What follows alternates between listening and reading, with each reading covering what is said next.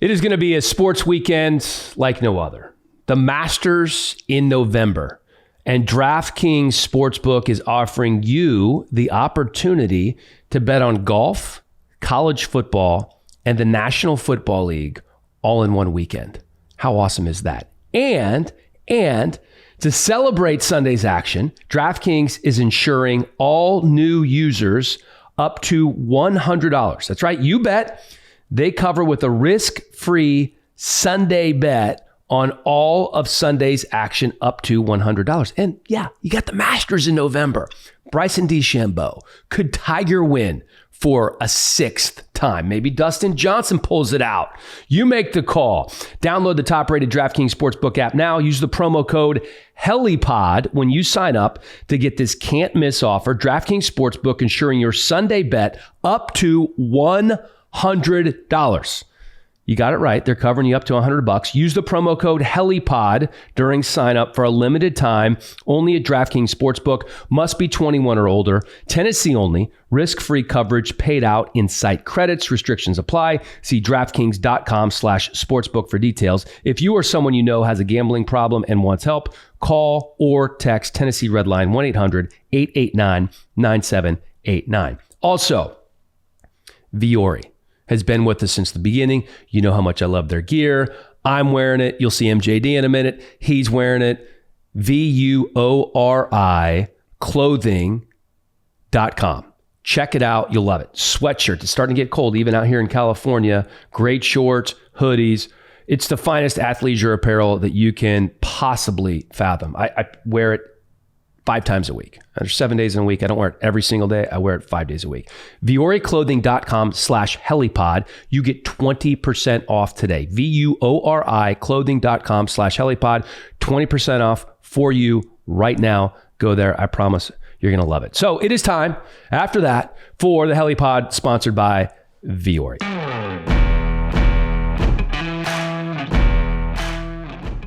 I very rarely start off a podcast with an apology, but I didn't say Helliepod with MJD in the intro, so I'm sorry. It's all right. It happens. Yeah. You're trying to get all the credit. But it's all good. Let's go. Let's rock good. this joint. Listen, before we even go, I know we're going to get to the picks. I had a bad week. It happens. Everyone. Oh, you're going to open with that? Everyone messes up. But we'll get to that point. Let's get this thing started. I'm ready to go. So I love 2 and 4. 2 and 4. Matthew Bubar in the house once 2 and again. 4. Second week on the pod. There's nothing wrong with 2 and 4. Well, sure there is. I mean, unless you're going for the number 1 overall pick, there's something wrong with 2 and 4, but we'll get to that in a minute. I love the fact that we both opened with an apology. My apology, just not for using your name in the title, your apology for sucking. So that's fine. All right, you ready? I'm ready to go. So here's a crazy thing. I saw it in an NFL.com article.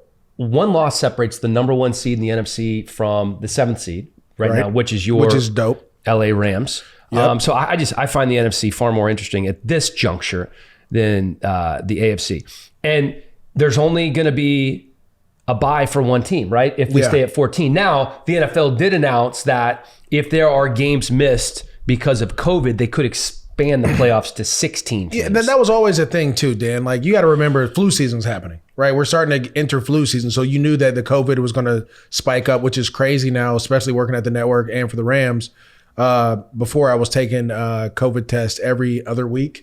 Now it's every week. And I'm sure it's going to come like every time that I come in contact with those parties, you have to continue to take tests. So, I mean, the NFL is doing what they have to do to try to keep the season going. Now, going to the NFC, and I'm going to say this before I talk about the NFC, it doesn't matter to me who comes out of the NFC. The AFC just has a superior talent issue, I think. Like, the way they play football, their style of football is just better than what the NFC is doing. Like, you're gonna lump it in as the whole conference? Well, I'm gonna say this. Who do you think any team in the NFC is better than the Baltimore Ravens?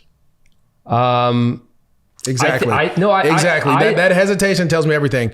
The Pittsburgh Steelers, and if not the Pittsburgh Steelers, then no one is better than the Kansas City Chiefs. And so for me, I'll give you that. You're in a situation where.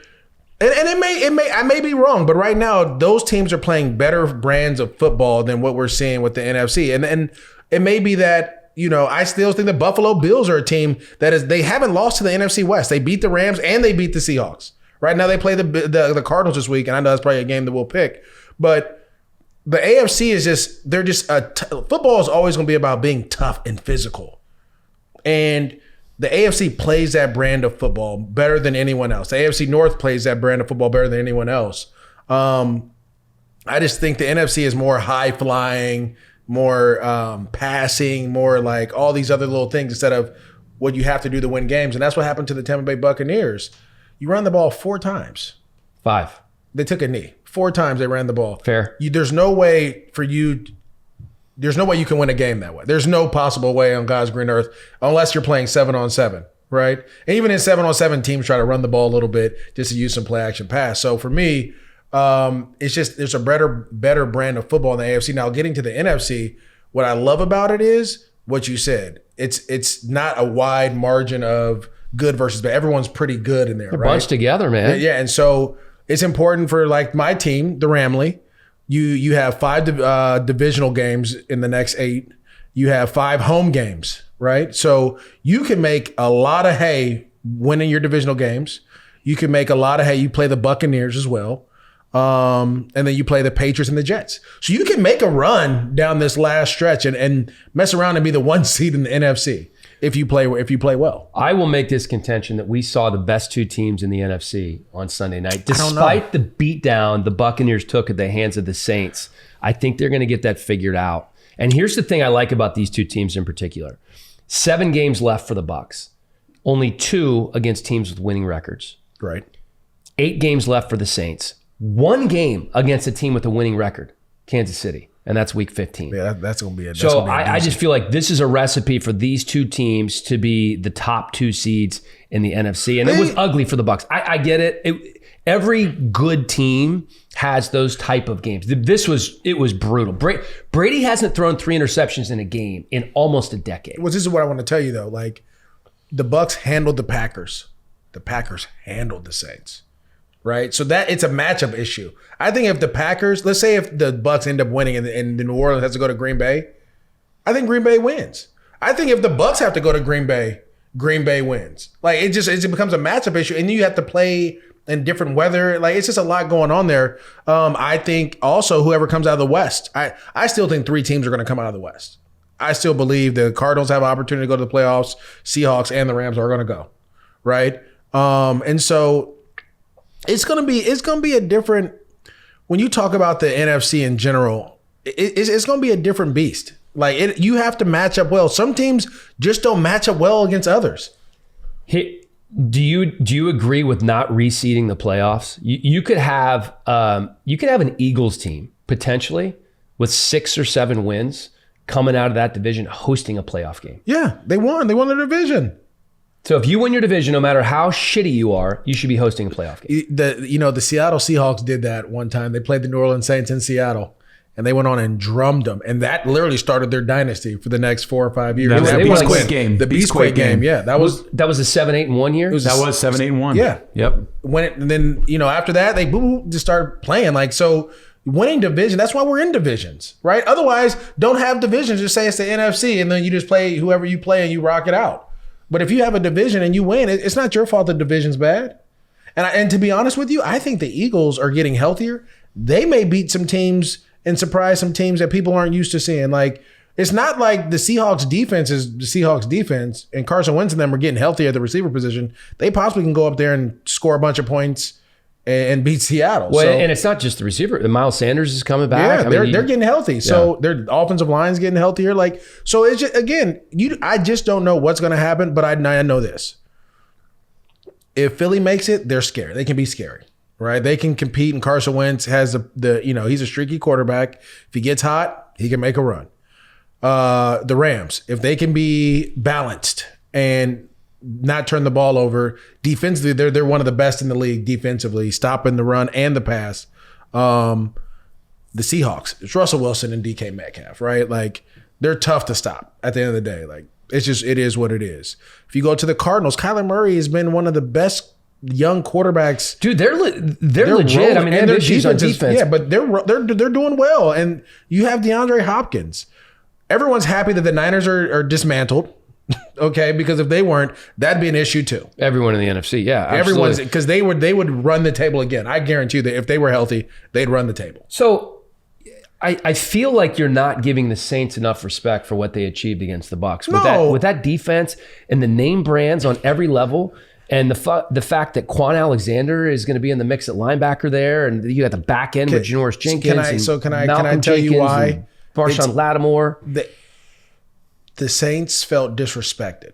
Everyone picked the Bucs. Everyone talked about the Bucs. No one talked about the Saints. They went there with a little piss and vinegar. You go in there, you're playing your rival, right? It's a rivalry game. Everyone knows it, especially what happened when Mike Evans hitting Lattimore in the back and all those things that went on. It meant a little bit more to the Saints, and you saw that. The question is, can they bottle that up and keep that going? I don't know. I don't know if you're going to be able to get hyped up like that again for the Niners, right? Are you going to get hyped up like that again when you have to play the Packers? What's going to get you there? It's about being consistent. And Tom and them messed up, and the part of that was they had AB and they're trying to get AB going. I feel like that whole game plan was like, we got to get the ball to AB. We got to get AB going. I feel like every time he came back to the huddle, he was like, "Hey Tom, where am I supposed to go again?" Yeah, he didn't know what he was doing, but I mean, he's a talented that catch he caught on a slant where he got the back of the ball. That's why you get him there, because he can make plays like that. Hold on. Before you finish that thought, I just have to ask you one question before it slips my mind. Did you see the tweet from Marshawn Lattimore to Mike Evans? It was like an NFL research tweet or from somebody else. Yeah. It was basically about the last 3 times. He didn't have a catch on him. No. He owns them. It's unbelievable. He owns them. In fantasy, whenever you have Mike Evans and you're playing against the Saints, you bench him. No, you bench him. You bench him against Lattimore. And even if that's all you had, I have not learned that lesson because he was in my lineup, and it's unbelievable. But again, everyone has you draft and all that to win your division, right? You brought that up a couple of weeks ago, and that is a great point. Think about this. Those dudes, Lattimore matches up well with Evans. I don't know how. I don't know why, but he matches up well. That's what you do. You do it to win your division. And so the Saints, they've won this division. And I have them winning this again, to be honest with you. But at the end of the day, it's all about matchups, man, when you get in the playoffs. And that's what I've learned more than anything. It's about matchup. If your team doesn't match up well against the other team, 9 out of 10 times you're going to lose. Does it surprise you? And obviously there are very few fans and to no fans in the stands, but home field advantage this year is nothing. Home teams have a losing record. Yes, I'll tell you why. I'm just by a little. Because the playing field is level now. Right, so it don't matter where you play. I remember I had a coach tell me in high school, it doesn't matter where we play. We can play in the parking lot. We can play at the kids' school. We can play wherever you want. We can play in the biggest stadium. We have to be ready to play. That's true for this year. That has to be your mantra. You're literally playing in a parking lot because ain't nobody watching. Only on TV. No one's really in the game at the game unless you're playing in Jacksonville, who has full capacity, and a couple other places, but. Yeah, you just got to be able to play in the parking lot. You have to have that mindset. It doesn't matter where we play. We're going to go out there and play our brand of ball. And what that does is the teams that are really good, you see that constantly. You can tell. Remember I told you, I was like, give me till week 3, week 4, and I can tell you who's going to be good or not in the league. You see that right now. The Bills are really good. All right? The Jets are really bad. It doesn't matter where the Jets play. They're bad, right? And that's just how it is. And there's other teams in between. By the way, to your point, when you were talking about home field advantage, so it is totally gone. Road teams this year are 67, 65, and 1. So road teams have the advantage. No NFL season since the 1970 merger has ended with home teams collectively below 500. That's where we're headed right now with no fans. Dude, so this is crazy because I would think that just sleeping in your own bed, having the game day routine, being in your home stadium, it's not a 3-point advantage like it normally would be, but it has to be a point or two. It doesn't matter. You don't sleep in your own bed when you go on. Well, you say at a team hotel.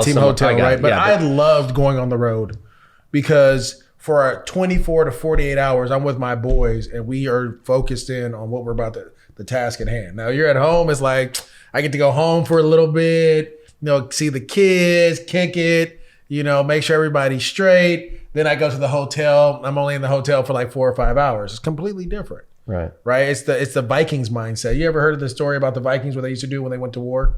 No. Is this going to be a history lesson from MJD? No, it's not. I am a history buff, but this is not a history lesson. It's just the mentality you have to have when you play on the road.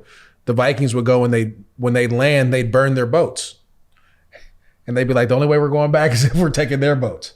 That's the kind of mindset you have to have when you go on the road, right? Burn the boats. That's a Mel Tucker quote. Mel Tucker is the one that told me that, but it's true. It's I wouldn't research it. It's exactly true. Like, and it's right. Like, you have to have that mindset when you go on the road. Like, listen, we're not going back home on these. Okay, we have to take theirs. So now it's a little bit extra that you're going to put in there. Did you see my car on fire in the parking lot? No, I'm taking yours. Yeah, right. You don't have enough in you to do that. I'll help you out, Dan. Those blue eyes tell everything. Do you think that Bubar and I together No, not even can close. take you down? Not even Are close. you serious? Really? 2-on-1? Not even close. I've had worse odds. I can use the essence of USC and take down the Bruin right now.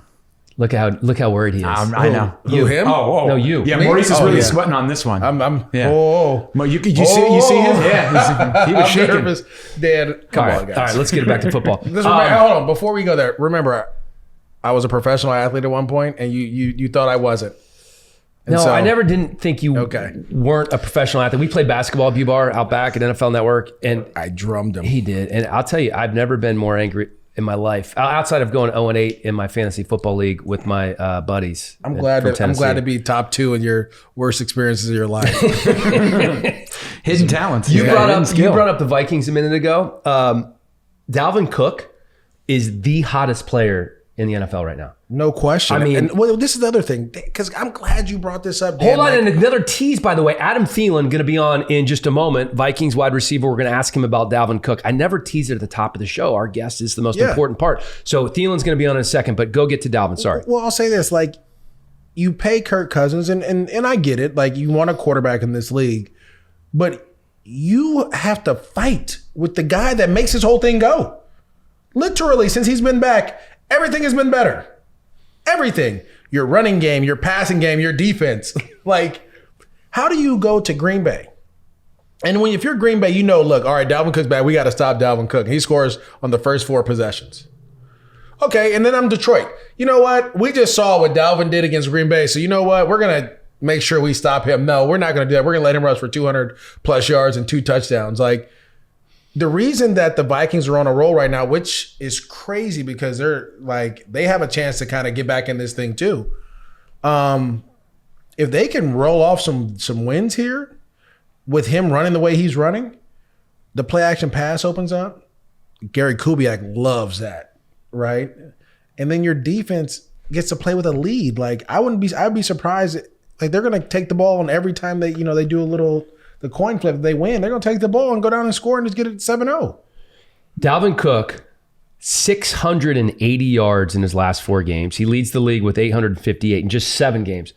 The most impressive thing to me when I look at, for guys who have enough carries to matter, is yards per carry. He's averaging 6 yards per carry. Okay. You don't like that? I love it. I'm going to tell you why. Well, there's 2 things. But you kind of I'm jealous. yards per carry. I'm jealous because he's in an offense that I wanted to be in, right? How perfect is he in that offense? There's no better running back. It's him and Arian Foster. Like, people used to wonder, in the AFC South when I was there, it was myself, Arian Foster, and Chris Johnson. And then I think Donald, like the Colts had 2 or 3 other guys that were rolling. Every week we were battling. Well, literally, I want to say during my 3 years of me being All-Pro, the other All-Pro was one of those 2.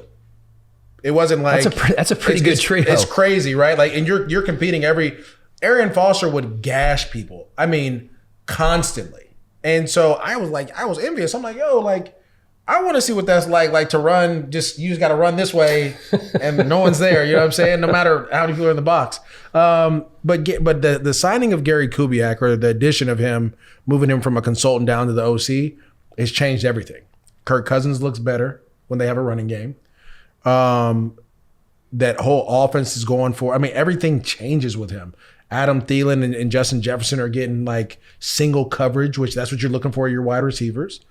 And so it comes back to him just being the key to start that engine. Like, he's the reason that thing goes. If he can continue to break off those long runs, and he's breaking off 60, 70-yard runs every other time. Then you got the screen game to worry about. The offensive line's doing well. Like, Minnesota's rolling. And so if they can ball it up and keep it going, now it's going to be tough. Like, I went on a stretch like this, I want to say in 2000, 9 or 10, I went on a stretch where I rushed for like 100 yards in like 7 or 8 games straight. And then I end up getting hurt. Like it takes a toll on you after so long. So you got to make sure that you limit his carry. Like once he, How much when you were in the game did you think about, okay, I'm at 90 yards now. I got to get to 100. I didn't think about that. That's why I think I'm the one running back that has the most games with like 97, 98 yards in a game. I think so. You didn't think about it at all. I didn't know. I was trying to run. I was trying to win. I hear you. You won. You ran. You had in that 2010 season. You had 6 in a row of over 100 rushing. Yeah, we were rolling. We were rolling everybody. And at least 21 carries in all those games. I'll give you credit, man. You did your thing. Don't worry about it. I don't need it. I don't need your credit. So you're trying to beat me up for my car earlier. Now you want me to? You want to take your credit? My car's on fire. Do we crown him right now? Is he the best running back in football? I mean, we're prisoners of the moment, right? He's been amazing. I mean, it's tough to say that. I think there's so many really good ones right now. Give me your top. Give me your top 3 or 4. And I don't have to put a cap on it. Listen, it depends on what are you looking for. Like, if you can have one guy to start a team and build them around, are you going Dalvin Cook, Derrick Henry, Alvin Kamara, or Christian McCaffrey? That is a tough because they all. So I would take. Can I add Saquon to that since he's so young? I mean, I know you can add Saquon to that. Sure, that's just because he's young. Yeah, he's young. I just that's hard. Like, see, of course it's hard. That's why I asked you the freaking question. I'm going to take Derrick Henry. I'm going to tell you why. Because I know once around this time comes, nobody wants to tackle Derrick Henry, and we can ride him to an AFC Championship game, right? If I want to be an explosive, high flying offense, you have those other 5 guys you can mention. Like, so Derrick Henry's your number 1 guy, which I love that choice. Well, no, he is right now. Like early in the year, nah, I ain't messing with him. But that's why fans always trade for him like week 6 or so. Because right now, you're 100% right. Right now, this is where he rushed for 1,200 yards in the next 8 weeks. And it's why some people, as good as A.J. Brown has been when healthy this year, and I freaking love that kid. In fantasy, people are like, dude, trade A.J. Brown because they're going to ride Derrick Henry from here on out. He's just not going to have the volume that he's had. So I agree with you. I think it's a good point. But I think when you look at like the position of how I see the position, I don't see Derrick Henry as a guy that I would like to build around. And I'm going to tell you why. I want my running back to be a mismatch. I want him to – and Derrick Henry I know he can catch the ball and run routes and stuff. That's just not his strong suit. Like Christian McCaffrey – the reason Christian McCaffrey is everyone's number 1 guy, him and Alvin Kamara, is because they run routes like receivers, right? I can put you out there and line you up out wide and run any route I want. And that becomes an issue. The reason Saquon Barkley went number 2 was because he could do all that as well. Now, Saquon has an issue pass blocking, which then knocks him down my list a little bit. And we've seen a lot. That's kind of come up a little bit throughout the season. But I need a guy that can do everything. And I think Dalvin Cook has that ability to do it. It's just not his strong suit to line up at a wide receiver and run a dig, right? Like he can do it, but that's not where he excels at. Right. I think when the other 2 guys, Christian McCaffrey and Alvin Kamara, they do everything really well. So I remember talking to Sean Payton when I was doing a Saints game a couple of years ago, and he was telling the story about how he went to Tennessee and Kamara didn't want to work out. And he's like, I don't have my cleats here, coach. And he had to basically beg Kamara to go out there. And he said, I saw him after 5 minutes run routes. And he said, I think he could have been the top running back or the top wide receiver in the draft that year. So the other guy that we haven't mentioned is Aaron Joe Jones? Mixon. Oh, Joe Mixon. You love Joe Mixon. I love Joe Mixon. Listen, and Aaron Jones too. We'll get to him in a second. Joe Mixon, he's from my hometown, our hometown actually. Our cameraman is from the same city I'm from. That's why Brian Rosenpera. Yeah, that's why this works out so well for us. You're front facing. He's behind the camera. Although he is actually a lot better looking individual than you are. I'm just saying. I don't know. He's a handsome man. We're never going to see him. I agree with that. I mean, it seems like there's a lot of hate in this building, but it's okay. Pocket Hercules. No. Both of you guys are kind of like it's not hate. It's truth. It's truth. Listen, like I told you, if I had blue eyes too, Dan, I'd be dreamy. Anyways. Joe Mixon runs routes. Like I want to say D.D. Westbrook went to Jacksonville, and one of my boys, Greg Jones, was a scout there. And they had polled him, like, who's the best receiver on the team right now? And they were like, hands down, Joe Mixon. Best hands, best everything. And it's like, he's a running back. I'm like, no, he can play receiver too. And so it just shows you the versatility these guys are having. The thing you talking about when he was at Oklahoma? At Oklahoma. Coming out. Yeah, they said he was the best receiver there. Alvin Kamara, Aaron Jones, to me, and I said this in the draft when I said he was a poor man's Christian McCaffrey, which I didn't think. I thought he was better because he did it with less, right? Christian McCaffrey goes to Stanford, goes crazy, awesome. Aaron Jones did it at UTEP, right? Yeah. The same exact thing, though. Would run outside routes, run inside routes, run routes with the backfield, inside, run outside. He did everything, return kicks and punts. He did it all. And it's just now you're just starting to see it with the Packers. But he's been doing this, right? So that was just a great draft class, to be honest with you. That whole Dalvin Cook, Joe Mixon, Christian McCaffrey, Leonard Fournette, who we're seeing now being utilized in that situation in Tampa. Like, that was just a really good draft class. I want to say Kareem Hunt is another guy that you can, build a team around when, he can catch the ball, his receiving skills.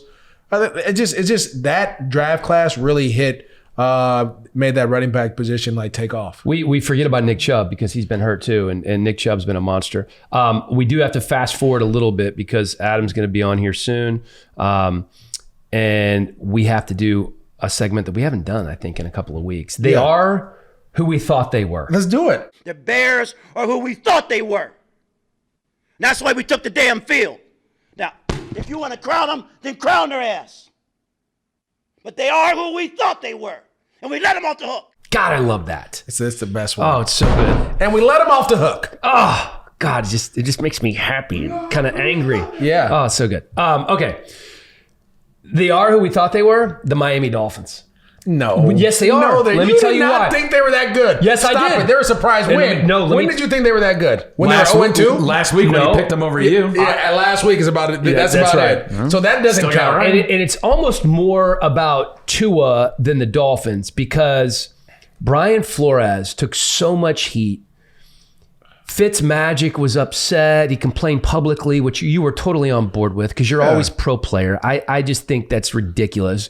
I have to sit in the room with the guy who replaced me and the coach that fired me. Dude, stop it. Just cut me. Stop I'd it. rather you cut me than do that. Well, they're 5-3. They're rolling. They've won 4 in a row. And I feel like we saw the real Tua against Arizona. It was his first game. Like he didn't need to do a lot. And he was playing a tough defense. Right. We saw what he can do, and I feel things are trending in the right direction. They may make the playoffs. This quarterback class now is going to go. It could go down as one of the greatest of all time. Yes. I mean, let's. Burrow's legit. Yeah. Herbert's been phenomenal, and Tua may end up being the best of the bunch. You're a prisoner of the moment. Let's just relax a little bit. Stop using my phrase. I used it 10 minutes ago. Yeah, but that's what I'm saying. You're that's what you're doing right now. Let's not do that. Let's let a couple years go down the road. How many times have we seen a quarterback, i.e. Baker Mayfield, have a great rookie season? Like, oh my God, he's worth everything. Sam Darnold, and then it just all of a sudden Tua's Darnold and Baker. I don't know. I just know right now he's playing well, and I like it. Okay, but that's not a good because you didn't think the Dolphins were going to be good in August. No, I thought they were going to be good 3 weeks ago. Okay, so that's not. They are who we thought they were. Sure it is. It's mine. It's my segment. Mine is very simple. Patrick Mahomes and the Kansas City Chiefs. They are who we thought they were. Patrick Mahomes is everything that we want more. And I think, and I watch ESPN. I watch a lot of other shows. Mike Greenberg said it best. He said, let's just, and I'm looking at this camera because I want people to just name the MVP Patrick Mahomes trophy. I heard that segment. Because that is the realest thing you can do. He's thrown 25 touchdowns and 1 interception. In order to beat them, you have to score 40 points, which the Las Vegas Raiders did. Yep. That tells me, right, if you take him away from the Chiefs, he is, first of all, he's the most talented guy we've seen. And Aaron Rodgers, I played against him and despise him because he's beaten me a bunch of times. And he's one of the best throws I've ever seen live in person, right, playing against. This dude is like a different level of that. You know what I love about Patrick? And I've told this story a number of times about how he came into NFL Network prior to the draft. And whooped David Carr. It was unbelievable. So he was wearing hard bottom dress shoes, a golf shirt and like some kind of slacks. And we decided that we wanted to put the radar gun on him and see how hard he could throw. He went out on that crappy artificial turf that we had out back in hard bottom dress shoes and threw the ball faster than he did at the combine by 3 miles per hour. And by the way, David Carr probably, first of all, he's much bigger and stronger than he was when he played. He probably throws the ball harder than 90% of the quarterbacks in the NFL. And Mahomes whipped him. It wasn't even close. It was unbelievable. So I had a chance to interview Mecole Hardman on, I do this show on Mondays for NFL UK. We stream the Monday Night Football game. And we interviewed Mecole Hardman. And I had heard rumor that like whenever they do the scramble drill, everyone takes off. Everyone just goes deep. And if you're shallow, you just stay shallow because all he wants to do is chuck it. But he could be rolling right and throw it all the way past the left numbers. And I'm like, bro, is that true? He was like, oh yeah, anytime we scramble, we know like if we can get a step on a guy, just take off because he can get us the ball. And it reminded me of a play that happened in the AFC Championship game when he took off rolling right. Sammy Watkins is running an in route, and instead of breaking back to the sideline, he just turns it up. And Patrick Mahomes off one leg whips it like 60 yards to a dime to Sammy Watkins. That you can't guard everybody is what I'm trying to tell you. And when you have the arm talent like that and you can do those type of things. Now, as he gets older, it's going to be different because he's going to have to learn to manage that a little bit. Or otherwise, he's going to be like Brett Favre, right? And just throw a bunch of interceptions late. But to throw 25 touchdowns and 1 pick, and we're talking about Russell Wilson being the MVP. He's thrown 28 and 8 interceptions. Think about that. That's wild. That like Patrick Mahomes, the Chiefs, they are who we thought. They're like we knew they were going to be good again. Like, oh, they're going to be really good. No, they're exceptional. I don't think there's a team, and I've said this before, and I'll say this again. I think the Pittsburgh Steelers have a great opportunity to go 16-0, and still probably not the best team in the NFL. I really appreciate the fact that for they are who we thought they were, my favorite segment of the show, that you went out on a huge limb and said the Kansas City Chiefs. No, Patrick Mahomes. Oh, okay. That's what I said. 788 yards, 9 touchdowns in his last 2 games. They have a bye week coming up, and then it's the Raiders, and then it's Tampa for Kansas City. And they have a tough schedule. They got to play the Saints too. Yeah. And they're going to roll. One more segment. Real quick. Yeah, go. Imagine Mahomes playing in a dome. What that would be like. Oh my God. Dude. You heard that? Oh you my heard that God. over there? He's like, ugh. That'd be gross. I mean, my fantasy team would love that after I made that trade after week 1. But that's what I'm That'd be saying. great. Think of this. Imagine him playing in a dome his whole career. That's why I love Aaron Rodgers. That's why I respect Rodgers so much.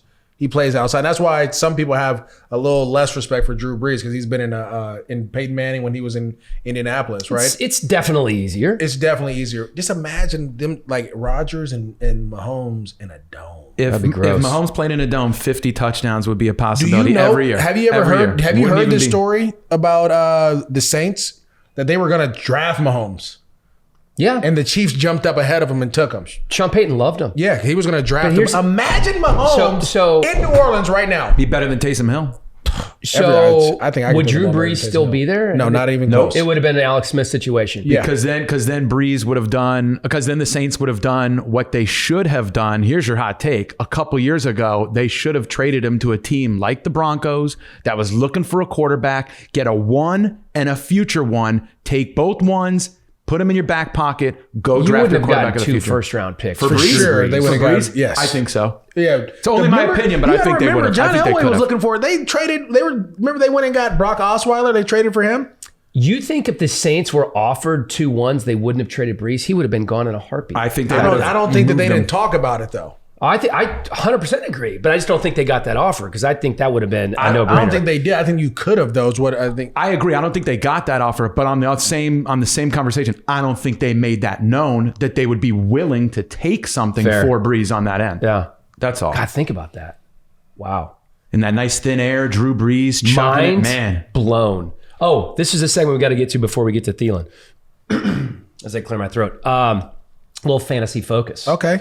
So my buddy Luke Callis, big fan of the Helliepod with MJD, said, why don't you talk about fantasy? You do a fantasy football show on Sunday. MJD's into fantasy. I said, we have a couple of No, times. I'm not into fantasy. I am fantasy. You are fantasy. You are Make sure you say that because before we started taping, I threw you like 17 guys, and you're going to use one of them. So go ahead, use the one that I gave you. You want me to use this guy? Go ahead, use the guy that I gave you, and then I have another one for you if you want. Is anything not secret? No, this on the Helliepod with MJD. We knocked down the fourth wall. Well, we're transparent. The truth sayer. So That's you did bring to light the fact that all receivers who go against the Seahawks were great matchups, but in particular Cooper Kupp, because Seattle By the way, this is mind-numbing. It's crazy that it's just sitting in here too. That it's just like sitting here. You got a lot of room in the head. You have a lot of room in that head. No, I don't have a lot, but it's just Seattle gives up 362 passing yards per game. The next closest team is the Falcons. They're bad. 310. 52 yards more per game. Yeah. And the slot receivers just brutalize them. That's where Cooper Kupp operates most of the time. If you have a fantasy play with Cooper Kupp on your season-long roster, or you're playing daily fantasy, pick him up. He's going to get big. Get you Jared Goff, and probably get Robert Woods in there too. Pair all three of those guys up. I think they call that a stack. No, a stack is 2. You could do it 2 or 3. But you could. We got to get a different name for this because this may be a lifesaver. Triple stack. Yeah, this is something big. It's like that 3x3 in and out. You know what I'm saying? The thing is this: the Rams, especially in Los Angeles, they play so well against the Seattle Seahawks, especially since Sean McVay's been there. And with the secondary giving up this type of like numbers, not a lot of pressure like that, expect to see a ton of play action passes down the field. The Rams are going to try to let this thing air it out. It's gonna be if daily fantasy, I would definitely do a Rams stack. Okay. But I'm gonna give you another name, and this it goes more to what I've seen. Dalvin Cook towards the Green Bay Packers. A lot of teams have been able to run against them, and then here comes the Jaguars. James Robinson, if you have him, I think this is a great matchup.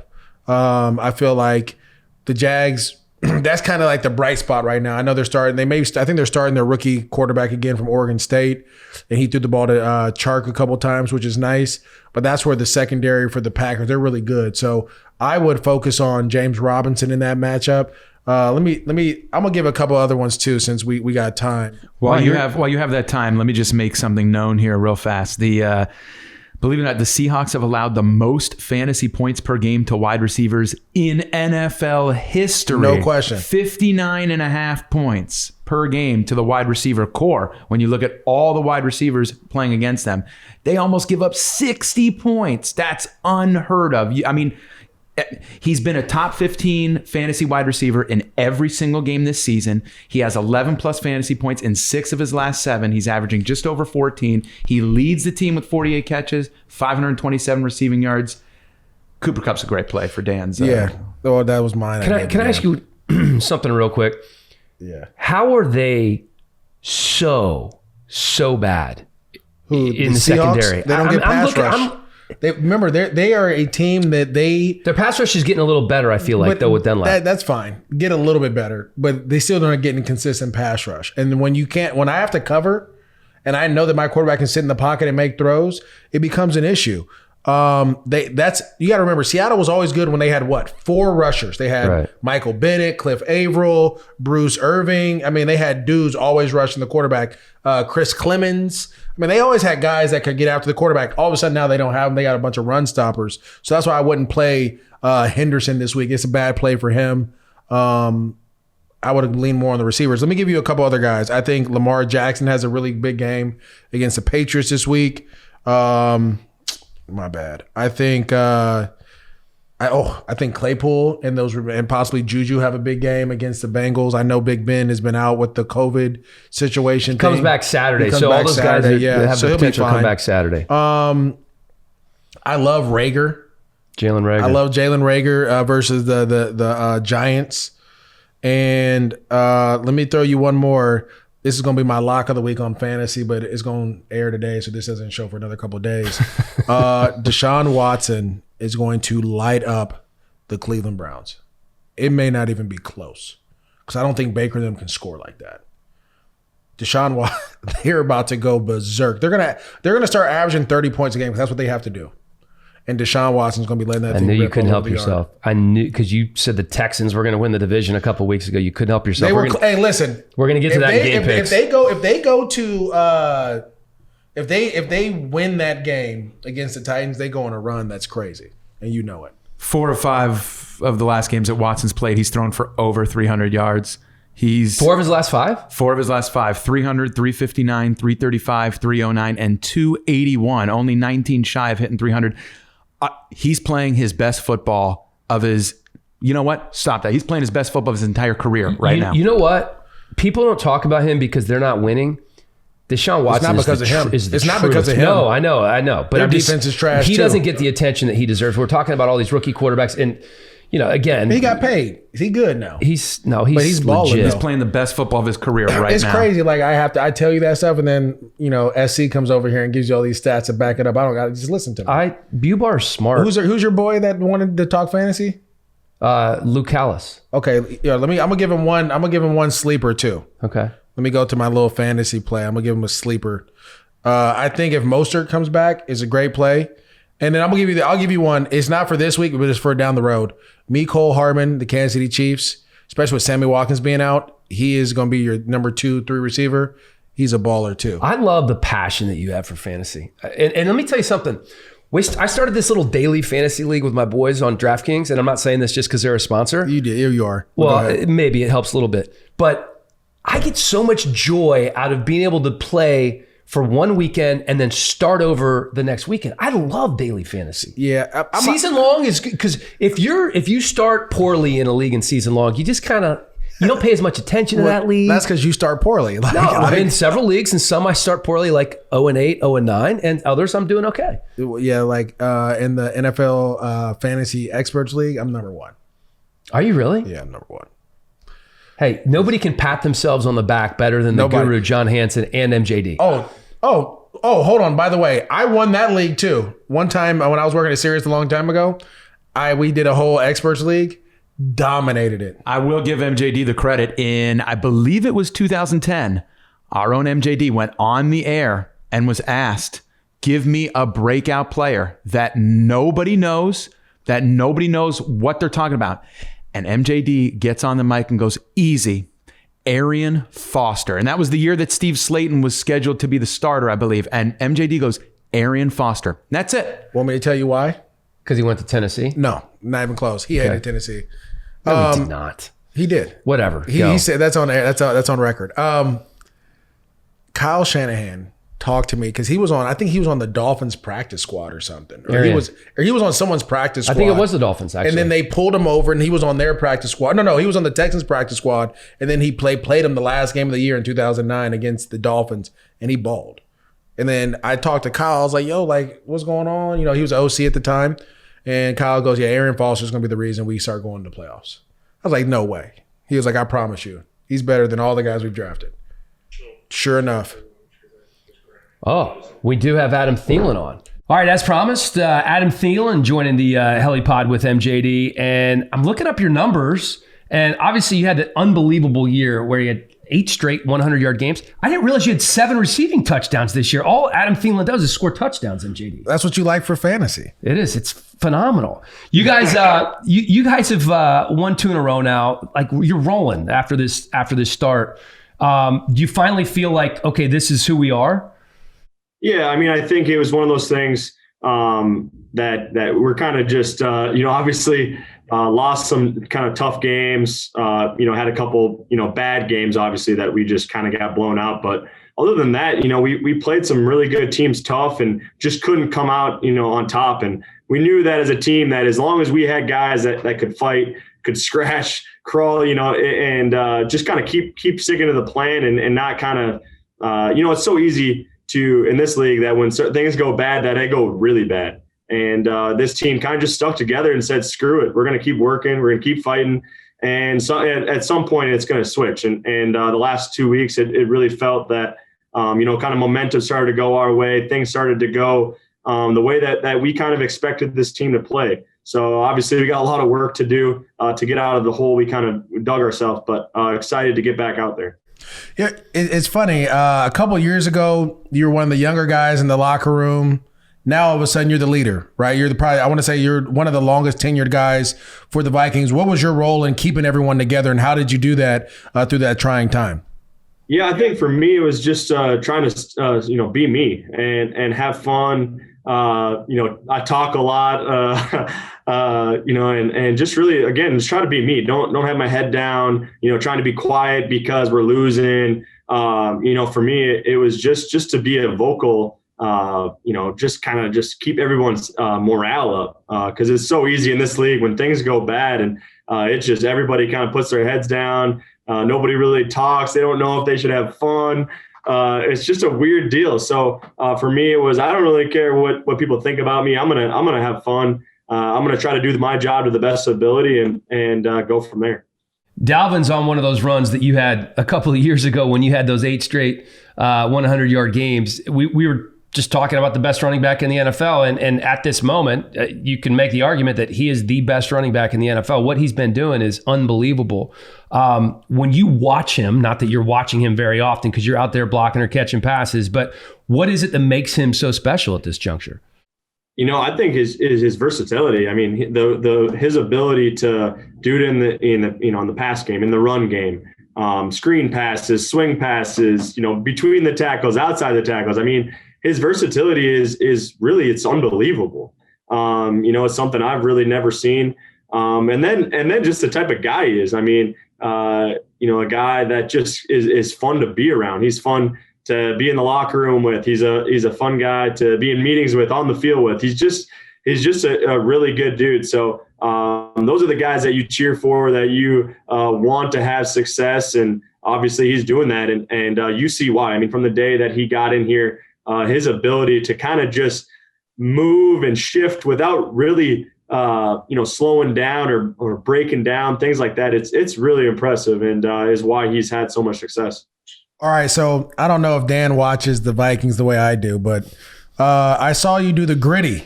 I saw that, dude. How does it feel, man? Like, you're part of this culture now of all these young guys coming out dancing. I felt like, Justin Jefferson was trying to teach you on the fly. Do you got it down yet? The bad part is I haven't done it justice because what happened is I'll hit it like pretty good, at least for my No standards. question. But then I get into the game and I score a touchdown, I'm all excited. The adrenaline's flowing and I just make a fool out of myself. So that's been the little disappointing, is I have it down, but I just get a little excited and I got no rhythm when there's no music on. So if we could just get some music after we score a touchdown, that'd be great. We got to work on that. It is tough. I'm not going to lie. I used to try that stuff. Like, I'm not the best dancer, so you just have to make it look as big as possible. If I can give you some advice, just make it as big as possible. And then if it works, it works. If it doesn't, it doesn't. Well, I think it's funny, people give me a hard time, but honestly, I don't really care. I'm just having fun. And it's just fun to see my teammates, what they do, their dances, their kind of little special thing that they have. Herb had a pretty good dance after he scored this week. And it's fun to kind of join that and have fun. Again, that's kind of been my goal this season is I don't care what, if I have success, don't have success, the team has success, they don't have success. It's just, I'm going to go have fun, give everything I got and let everything else kind of play itself out. Well, it has to be fun. I admit, when you guys traded Stephon, who I've been watching since high school, we're from the same area. I'm like, man, I don't really love that. And, I felt like you guys were a great combo. But I did love when you drafted Justin Jefferson, watched him play a lot in college, did not expect the type of success he's had so far. What is it with him that isn't able, because it's hard, as you know, to break into this league as a wide receiver and have immediate success. How is he able to be so good off the bat? Yeah, I think it kind of goes to what I was kind of talking about with Dalvin, just a guy that you really enjoy being around, that you enjoy being in meetings with, on the field with. He comes to the building with a smile on his face, having fun, laughing, dancing, doing all that. But at the same time, he's got a skill set and an energy and a passion for the game that really goes unmatched. So it's been really fun being around him, kind of learning from him, honestly, and trying to help out where I can. But he's a special player. I mean, I saw it. He came up for a workout this summer just to throw and meet some of the guys, and I saw it right away. His catch radius, the way that he's able to move his body and adjust to the football is really, really unbelievable. So, he'll have continued success, and excited to see him, keep doing his thing. So my first job, Adam, out of college was in Alexandria, Minnesota. Okay. How far is Alex from Detroit Lakes, where you grew up? Yeah, that was, we lost to them in the section championship, I believe, in high school. It's probably like an hour and a half from Detroit Lakes. So big rivals. We're both like lake towns. Yeah. And it's kind of like a rivalry of like who's the better lake town in Minnesota. played golf against them. You know, they have a great golf course there, and pretty cool place. I'm blanking right now. Who's the famous golfer from Alexandria, Minnesota? He's an older guy. Tom Lehman. Tom Lehman. That's right. Yeah, that's right. He was on the regular tour when I was there many years ago, and now a senior tour guy. Tom Lehman. That's right. So you're in Detroit Lakes growing up. You grew up a Vikings fan. You loved Chris Carter, and your name was bouncing around there before the trade deadline as a potential guy who could be moved. Vikings not shopping you, but there was a lot of interest in you. Did you ever hear about that? Did that ever go through your mind? Very few guys get the opportunity to play for their hometown team, right? But like that must have been something that was going through your head. Yeah, I had lots of texts and calls and concerns from family and friends about that. But no, I mean, you do know it's a business, so you just never know. I always tell my wife to be aware of it because I don't want her to be caught off guard if something like that ever does happen. But at the same time, I'm just, taking it one day at a time, trying to be the best teammate, best player I can be. I'm trying to, limit that outside noise as much as possible. But it is funny because, being from here and having so much family and friends from here, everybody was keeping me well aware of the talk, but definitely try to avoid buying into it too much. All right, getaway question here. You brought up golf. I know you were a good high school golfer. What's the handicap right now? I think I'm like a 1.8 or 2. Oh my God. A low 2. But I'm definitely not as good as that because that was like I was like playing like unbelievably like right before camp. I think I shot my best round of my career like literally like 3 days before camp started, and then I have not touched the club since then. So I probably would shoot like in the 80s today if I played. But well, you'll appreciate this. So I just shot a commercial last week down in San Diego for TaylorMade. They're relaunching. Do you remember Adam's Tight Lies? Oh yeah. So everybody I feel like had that way back in the day. Well, TaylorMade bought Adams. They're relaunching this club, and I'm working with a teaching pro, this guy, Brian Mogg. He has academies all over, and he was just striping them down the fairway. I didn't even think I was going to have to hit a golf ball. I'm a 14, 15 handicap. And they're like, all right, Helly, go, let's have you hit a couple. Hadn't taken a practice swing, hadn't done a thing. I had never felt the type of pressure. Live shows from the Super Bowl, pregame Thursday night football, nothing compared to trying to hit a tee shot with the cameras rolling and the entire TaylorMade marketing staff watching. I topped it off the tee into the gunch. Oh, no. It was the worst feeling in the entire world. As a golfer, you probably haven't done that in a long, long time, but I'm sure you could appreciate that story. Well, I will say that competitive golf or when there's pressure on you on the golf course, it is the hardest thing in the world. I play in the Lake Tahoe or in Lake Tahoe at the American Century Championship. Oh yeah.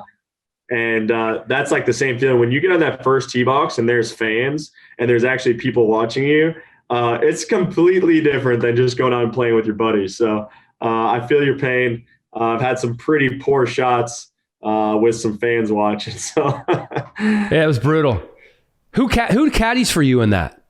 So I've had my buddy from high school, which has been kind of fun. It's kind of like our yearly trip that we get together. Been best friends since we were little and was the best man at my wedding, but he's been caddying for me. So it's been pretty fun.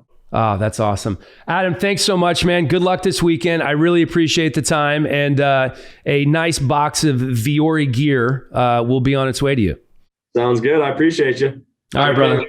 Time for a quick timeout to tell you about a few of our sponsors. And we start with Greens Plus, a health food leader since 1989, known for creating the first ever blended green superfood powder and the first company to infuse that green superfood into a bar. The bars, powders, taste great. The most effective way to improve your immunity, detox your body, boost your energy, and get that nutritional insurance that your body deserves. All organic, gluten-free, available at Whole Foods, Amazon, or greensplus.com. I recommend going to greensplus.com because you get 20% off if you use the promo code HELLY.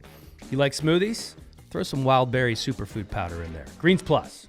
At Vaco, the motto is we invest in your career, so you are here for the duration of ours. Vaco, a premier talent and solutions firm that provides boutique-level service with global reach in the areas of consulting, consultative project resources, executive search, permanent placement, and strategic staffing.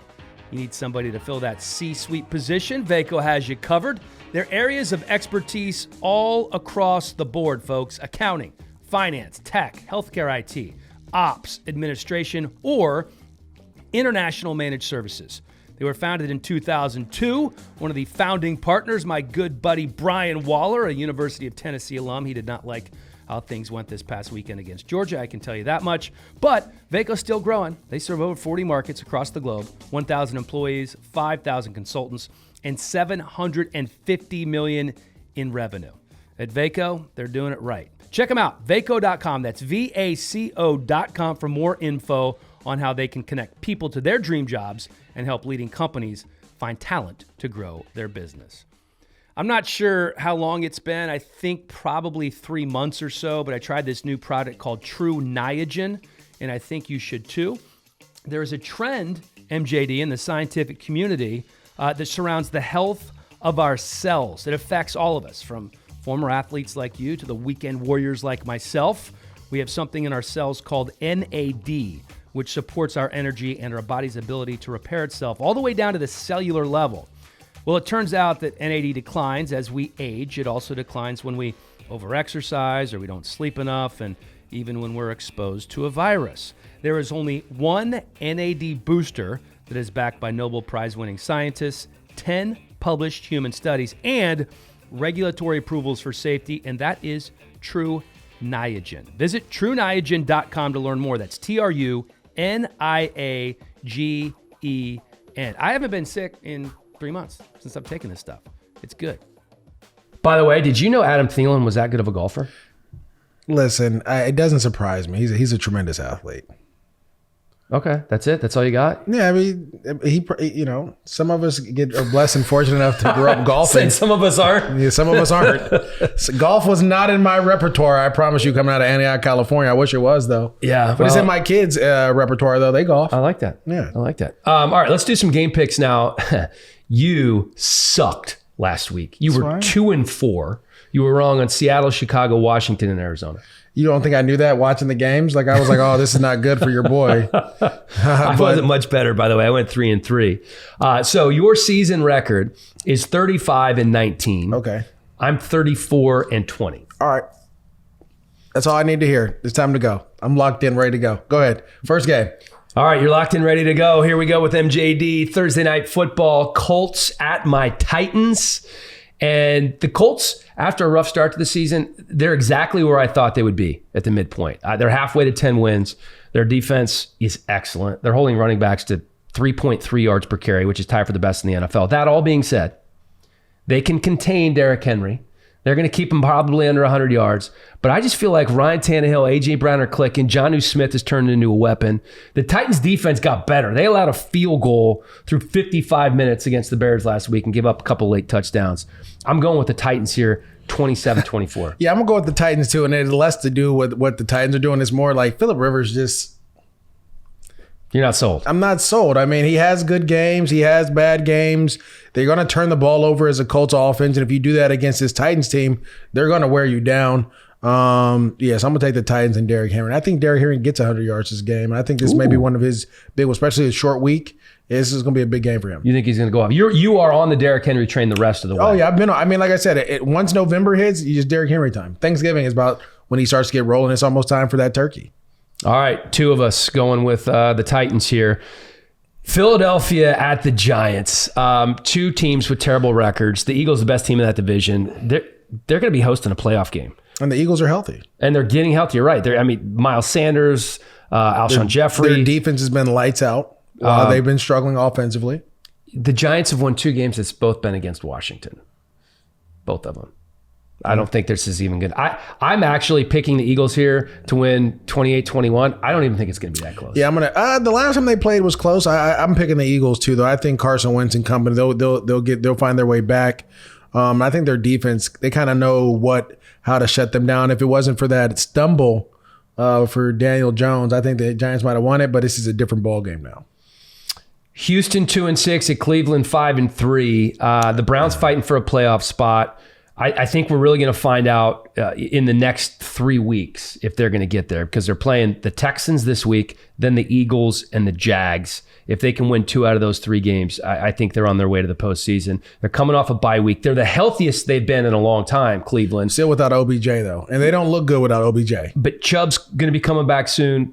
Wyatt Teller, their talented guard, going to be playing. Austin Hooper's going to be back.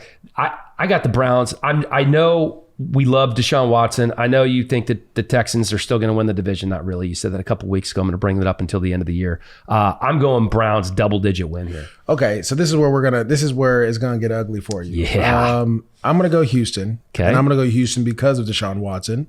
I'm gonna go Houston because I think this game is gonna come down to who can throw the ball. And I don't believe in Baker Mayfield and his throwing ability. It's just been too up and down.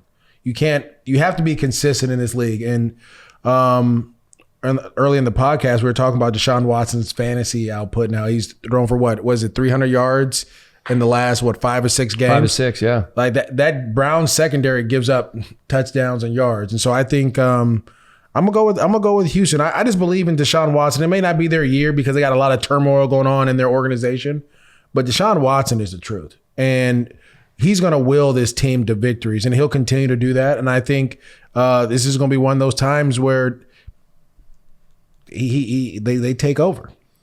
So this next game it's going against everything I talked about earlier, because I said the Dolphins are who we thought they were. And I'm picking the Chargers to beat the Dolphins because the NFL's weird. It's just weird. And the Chargers are due. And the Dolphins are looking for their 5th straight win. This game has upset written all over it. Gus Bradley's going to drop a little something special for Tua. Gus is going to run the same defense he's always been running. They've been blitzing a lot. He's going to run the same exact defense he's been running. I feel like the Chargers are going to get off the snide. I know Gus. Yeah. And I know the Los Angeles Chargers. And right now they're finding ways to lose. No matter as good as they play, they find a way to lose every the last 4 or 5 weeks. That was close to a catch at the end of the game. And it hit the ground. It's close to a catch, but it hits the ground, right? You're going against the Broncos. You had the Broncos beat. I know. So with that being said, I'm not even a Chargers fan. Don't feel bad because I want you to pick them. I'm going to take the Dolphins and Tua because they're going this way and the Chargers are going this way right now. And it has nothing to do with anything else. They're just finding ways to lose right now. And so for me, where the Dolphins are finding a way to win, and you see that blitz package that they bring, they play zero coverage, and they're getting to the quarterback. Emmanuel Ogbah was the second strip sack, fumble, then they return it for a touchdown. Right. And like that to me is telling you that they're figuring things out. And as much as I love Keenan Allen this week in fantasy, I just think that they're going to bring a ton of pressure. And they're going to have to, if you're going to beat the Miami Dolphins, you have to run the ball. And that's why I think, Tua and them are going to, come out and do their thing. Oh, I like this is where we're getting different. I think we're going to be in disagreement on this one as well. Bills 7-2 at the Cardinals, who are 5-3. We're going to see a lot of points in this game. This total jumped by 7 points from the open, and I think it's going to be the most entertaining game of the weekend with Josh Allen and Kyler Murray. Both teams have some issues on defense. Bills obviously coming off that huge statement win against the Seahawks. I just feel like they're ripe for a letdown on the road, and the Bills have a bye week coming up.